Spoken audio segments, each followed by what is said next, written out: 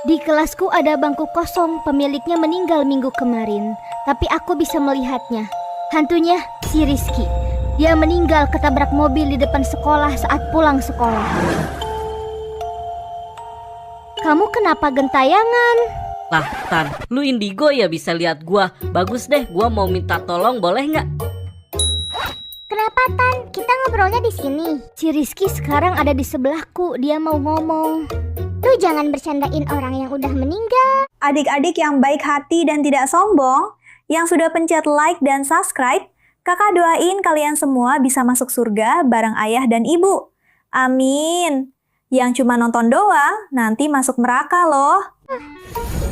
Halo Lisa, apa kabar? Ini gua Rizky. Jaga diri baik-baik ya, aku duluan. Doain saja semoga aku tenang di alam sana. Rizky, sumpah aku kangen banget sama kamu.